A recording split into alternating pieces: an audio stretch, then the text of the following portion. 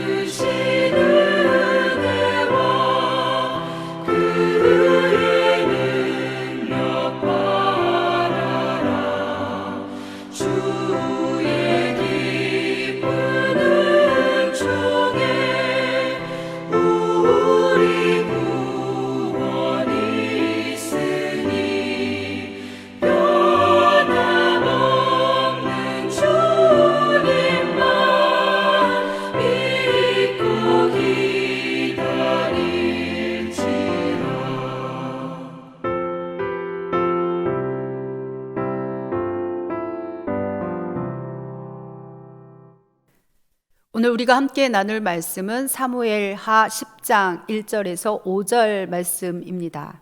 그 후에 암몬 자손의 왕이 죽고 그의 아들 한운이 대신하여 왕이 되니 다윗이 이르되 내가 나하스의 아들 한운에게 은총을 베풀되 그의 아버지가 내게 은총을 베푼 것 같이 하리라 하고 다윗이 그의 신하들을 보내 그의 아버지를 조상하게 하라 하니라.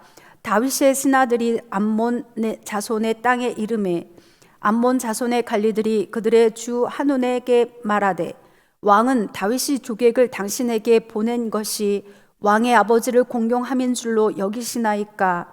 다윗이 그의 신하들을 당신에게 보내 이 성을 엿보고 탐지하여 함락시키고자 함이 아니니까 하니 이에 한운이 다윗의 신하들을 잡아 그들의 수염 절반을 깎고 그들의 의복의 중동 볼기까지 자르고 돌려보내매 사람들이 이 일을 다윗에게 알리니라. 그 사람들이 크게 부끄러워하므로 왕이 그들을 맞으러 보내 이르기를 너희는 수염이 자라기까지 여리고에서 머물다가 돌아오라 하니라. 아멘. 사무엘하 10장입니다. 9장에서는 다윗이 요나단과의 언약을 기억하고 그의 자손들에게 자비를 베풀었습니다. 다윗이 베푼 자비를 겸손히 받아들인 무비보셋은 다윗과 함께 그 식탁에 앉게 됩니다. 이제 암몬 자손에게도 자비를 베풀기를 원했습니다. 그러나 결과는 전혀 다릅니다. 이스라엘과 암몬, 아람 연합군과의 전쟁이 일어나게 됩니다. 10장 1절은 이스라엘과 암몬 사람 그리고 아람 연합군 사이에서 전쟁이 일어나게 된 배경을 알려줍니다. 그의 암몬 자손의 왕이 죽고 그의 아들 한운이 대신하여 왕이 되었다라고 알려줍니다. 이 암몬 왕 나하스는 사울이 길르앗 야베스를 쳤을 때 그에게 패배를 안겨주었던 인물입니다. 암몬은 사울과 사이에서는 늘 적이었습니다. 사울과 나하스의 관계는 불편한 관계이었지만 다윗은 사울에게 쫓기는 동안에 나하스와 좋은 관계를 유지했습니다. 나하스가 자신에게 은총을 베풀었었다라고 하지요. 그러니까 그 암몬 왕 나하스가 죽었을 때 조문객으로 사절단을 보내게 됩니다. 나하스의 죽음에 조문을 하는 목적도 있지만 이 나하스하고의 화친 관계를 그의 아들 한운과도 유지하고자 하는 그런 의도도 있었습니다. 그러나 이런 선한 의도와는 다르게 이 암몬의 관리들이 오해를 합니다. 다윗이 조객을 보낸 것은 이 성을 엿보고 탐지하여 함락시키고자 함이라 합니다. 그리고 한우는 그 말을 받아들이고 그리고 수치를 줍니다. 다윗의 신하들을 잡아서 수염을 깎고 의복의 중동 볼기까지 자릅니다. 그 당시 수염은 남자들에게 명예와 권위를 상징합니다. 사실 애도의 표시로서 수염을 깎는 고대 근동의 관습이 있었지만 그러나 수염을 강제로 깎는다라는 건 최고의 모욕과 수치를 안겨주는 겁니다. 거기다 수염을 절반만 깎았다라고 하는데 이 수염 길이의 절반을 깎은 것이 아니라 잘 다듬어진 보기 좋게 가꾼 수염의 일부분을 한쪽 부분만을 잘라서 우스꽝스러운 모양으로 만든 것입니다. 그런데 그것도 모자라서 의복의 중동 볼기까지 자릅니다. 당시 옷은 신분을 나타내는 수단이었습니다. 그리고 그때 의복 형태는 지금과 같이 바지 형태가 아니라 전부 통짜입니다. 그러니까 중동 볼기까지 잘랐다라고 하는 말은 엉덩이가 보이도록 잘랐다라는 말입니다. 속옷도 입지 않았던 때입니다. 옷이 찢겼다는 것, 그것도 엉덩이 부분까지 찢겼다? 이건 참으로 엄청난 수치입니다. 전쟁 포로로 잡혔을 때 가하는 관행이었습니다. 모욕도 이런 모욕이 없었을 겁니다. 조문온 외교 사절을 그러한 모습으로 돌려보냈다라는 건 곧 그들을 보낸 왕과 그 나라를 모욕하는 것이고 선전포고와 다름없는 거죠. 이 소식을 들은 다윗이 그들에게 연락을 해서 여리고 성에서 수염이 자라기까지 기다리다가 예루살렘으로 돌아오라고 합니다. 여리고가 암몬에서 가까운 지역에 위치해 있었기 때문에 사절단이 그런 수치스러운 모습으로 긴 거리를 이동하지 않아도 되었습니다. 한운의 행위는 이제 다윗에게 정면으로 선전포고한 것과 마찬가지이므로 다윗은 그들과 전쟁을 해야 합니다. 다윗에게 선전포고를 한 한운은 선제 공격을 하기 위해서 주변 국가에서 용병을 끌어모았습니다. 아람 연합군 3만 3천 명이 암몬을 도와 전쟁했지만 다윗의 군대를 이기지 못하고 결국은 퇴각합니다. 첫 번째 전투는 요압과 그의 동생 아비새가 맡았습니다. 전쟁에 임하는 두 형제의 계략도 도왔지만 각오도 대단했습니다. 요압을 살펴보면 그렇게 신앙이 좋다거나 윤리적으로 훌륭한 사람이라고 볼 수는 없지만 이 전쟁에 임하는 그 요압의 여호와에 대한 믿음과 각오가 새롭습니다. 하나님은 그의 각오와 믿음을 보시고 그의 군대에 승리를 주셨습니다. 그러나 자존심이 상한 암몬이 명예 회복을 위해 더 큰 군대를 이끌고 왔습니다. 이번에는 다윗이 직접 나서서 그들을 물리쳤습니다. 하나는 다윗에게 대항할 능력도 없이 반역을 했습니다. 용병을 고용했는데요. 그가 용병을 동원하기 위해 은 1000달란트를 지불했다라고 역대하에 나옵니다. 결국 돈으로 모든 것을 해결하고자 한 거죠. 처음 주어진 은총을 받아들였다면 문제가 없었을 텐데 말입니다. 은총을 베풀고자 하는 선의는 받아들여지지 않고 오히려 무욕과 멸시로 돌아왔죠. 이처럼 세상의 가치관으로 살아가는 이들에게 우리가 복음을 전합니다. 그러면 받아들이는 사람도 있고 받아들이지 않는 사람도 있습니다. 게다가 거부하면서 어떤 모욕을 주거나 무시하는 이들도 적지 않습니다. 주의 은총을 받아들이는 자 그리고 그렇지 않은 이들을 종종 만나게 되지요. 그럴지라도 우리는 우리에게 베풀어 주신 주의 은총을 세상 가운데 전할 수 있어야겠습니다. 오늘 사무엘사 10장을 보면서 다윗이 전쟁하고 사람을 죽이는 그런 이야기밖에 나오지 않습니다. 그러나 그럼에도 부족하고 연약하고 그럼에도 불구하고 하나님께서 그들을 통해서 하나님의 일을 계속하고 계신 것을 보게 됩니다. 또한 사무엘하 10장을 보면서 어떤 가치관을 가지고 살아가고 어떤 것을 무엇을 의지하고 살아가고 있는지를 돌아보는 이 아침이 되기를 바랍니다. 또한 세상을 바라보면서 실망하지 않고 그럼에도 이끌어 가시는 하나님을 바라보며 믿음으로 승리하는 이 아침이 되기를 바랍니다. 기도하겠습니다. 오늘 이 아침도 깨워주심에 감사를 드립니다. 함께 모이지 못할지라도 각자의 자리에서 주 앞에 나아 기도하는 모든 성도들의 마음과 삶을 지켜 주옵소서. 세상이 우리를 무시한다 할지라도 주께 받은 은총을 전하기에 부족함 없게 하여 주옵소서. 세상이 아닌 주의 말씀이 우리를 지키시고 이끄시고 함께 하심을 삶에서 경험하며 증거하게 하여 주옵소서. 예수님의 이름으로 기도합니다. 아멘.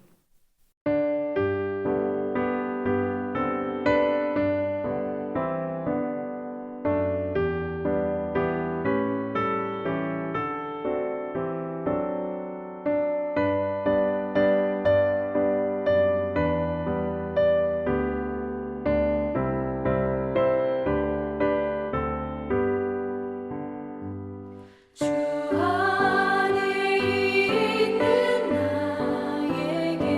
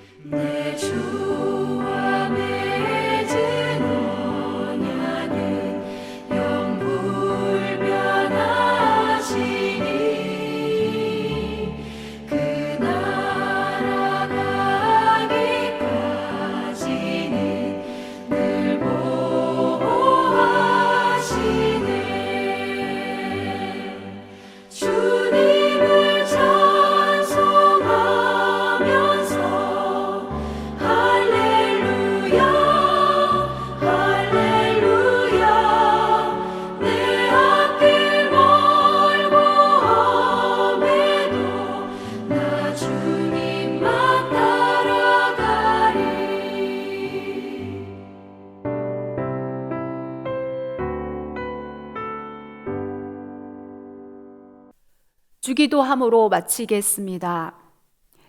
하늘에 계신 우리 아버지, 아버지의 이름을 거룩하게 하시며 아버지의 나라가 오게 하시며 아버지의 뜻이 하늘에서와 같이 땅에서도 이루어지게 하소서.